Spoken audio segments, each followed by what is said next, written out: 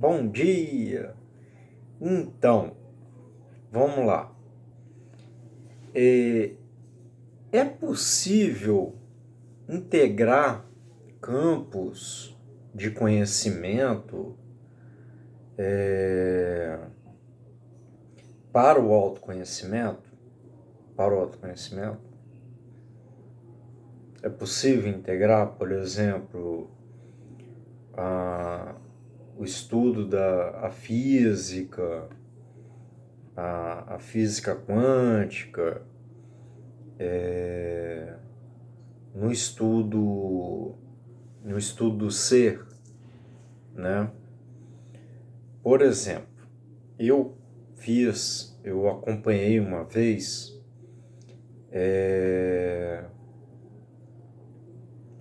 um doutor, né? Que ele é um doutor em física, né? Um PhD, um doutor em física, né? No caso que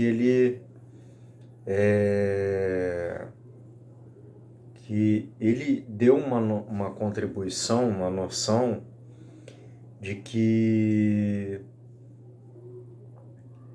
a física quântica é o estudo da matéria, né? É o estudo da matéria.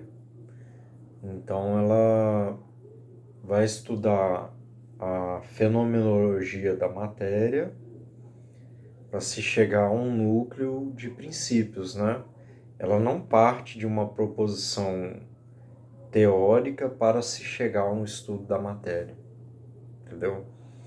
Ela parte de uma fenomenologia, um campo de fenomenologia observadas para se chegar a um núcleo, né? Aos princípios de uma ciência, né? No caso. Então imagino que há outras ciências também partem desses princípios, né? E é isso aí. Mas é possível integrar? Como é que você vai integrar, por exemplo, uma dimensão espiritual numa ciência que só estuda a materialidade, né? A matéria, né? Não dá para integrar, entendeu? Então não dá para integrar. Mas, ao mesmo tempo, eu vi, existem outros ramos de estudos, né, que já tem uma integração, né, que já tem uma integração.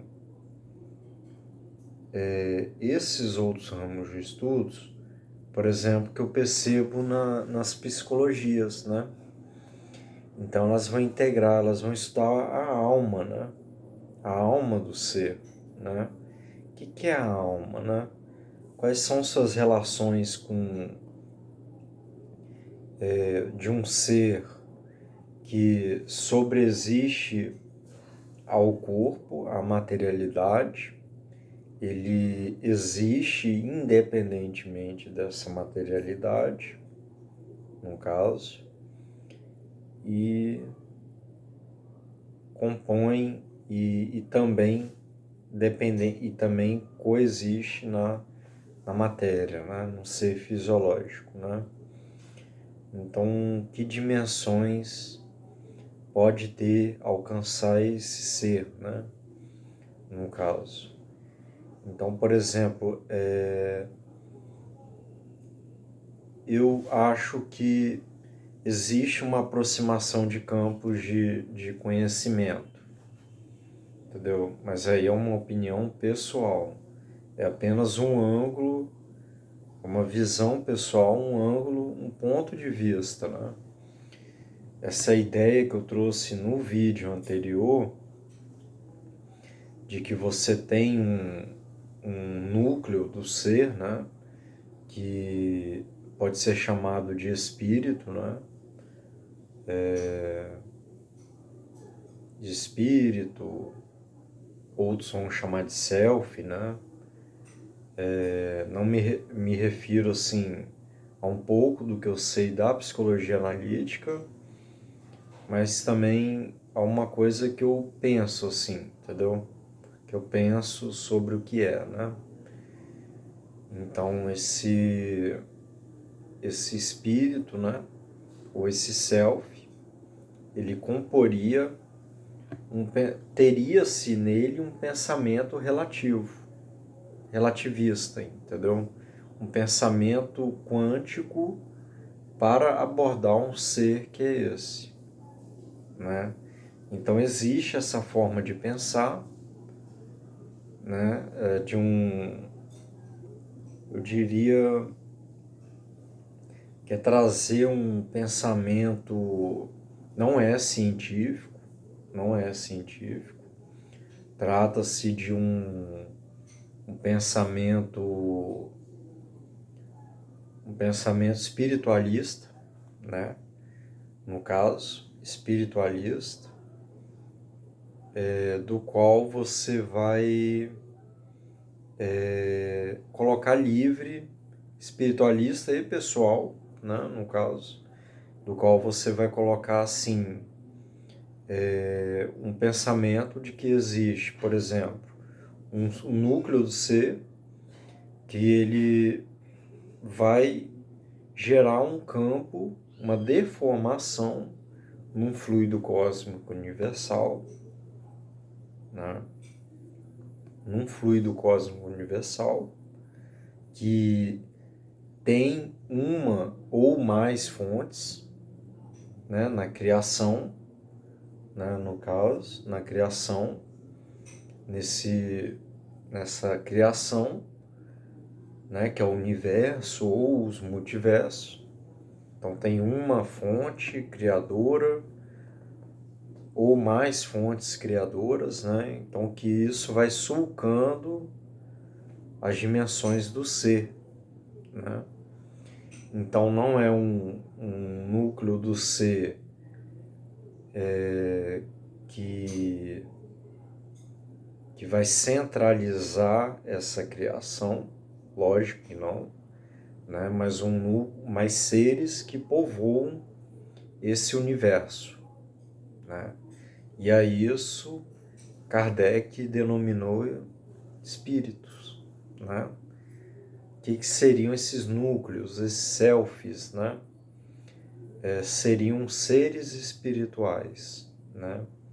Então eles povoam várias esferas, em várias dimensões, em vários planos, né? Em várias dimensões, em várias esferas, e esses núcleos do ser, ou selfies, ou espíritos, princípios inteligentes, eles vão eles deformam esse fluido plasmático que pelo qual se mantém o universo, né? Que oxigena o universo, né? Vamos botar assim, esse prana, né? Esse fluido cósmico universal. E quando ele deforma, aí a gente pode pegar uma analogia, não seria pegar uma analogia com a física quântica, né? Por exemplo, que vai falar das deformações, dos eventos singulares, do qual você pode formar um eixo, um buraco negro, entendeu? Um buraco branco, um buraco negro, entendeu? Enfim, você tem esse tipo de pensamento, né? Alguns afirmam que não há esse tipo de deformação, né? Não se sabe, né? Eu, por exemplo, não sei, né? No caso. Mas, por exemplo, o espírito, ele vai gerar um campo de deformação, no caso, no fluido cósmico. Ah, o espírito é matéria, né? Não, entendeu? O espírito não é matéria. mas ele interfere, ele tem uma interferência, uma coabitação no fluido cósmico universal, entendeu? Então esse fluido cósmico universal, ele é uma matéria, só que muito quintessenciada, né?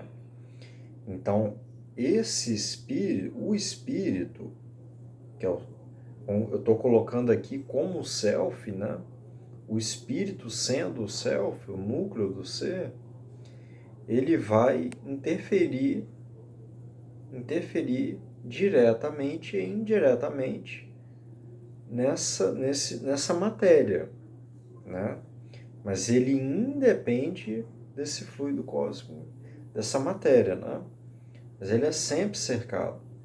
Por exemplo, o Livro dos Espíritos, ele vai dizer que o mundo espiritual, ele independe, os planos espirituais independem dos planos físicos, né? Dos planos mais materializados. Existem alguns autores que vão dizer que não, tudo que está dentro do universo e que é mergulhado pelo fluido cósmico universal é matéria, né? Mas isso são apontamentos de alguns autores, né? Por exemplo, isso precisa ser bem analisado para não se cair num pensamento de que você está rodeado, você é uma entidade espiritual, vamos botar assim. Então o espírito seria então algo como se fosse uma quintessência, né? Uma matéria quintessenciada, né? Na realidade, espírito não tem peso. Isso aí são abordagens, forma de abordar, são teses materialistas para o que é espiritual, né? No caso. O espírito, ele tem as dimensões dele, né? E, enfim, aí quem vai dizer melhor essas coisas, certamente são os autores espirituais, entendeu? O espiritualismo, ele vai dizer uma coisa, enfim, muita coisa é dita como espiritual, né? Mas normalmente você pode pegar uma tese materialista, fundir um espírito aí, um ser espiritual, no caso, fazer um materialismo espiritual, entendeu? Ou você pode pensar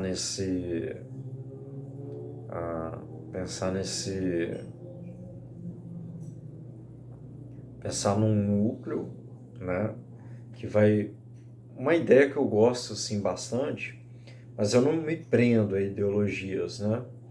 Uma ideia que eu gosto assim bastante é de que você tem um núcleo do ser, né, que é uma forma que ele vai deformar essa matéria, né?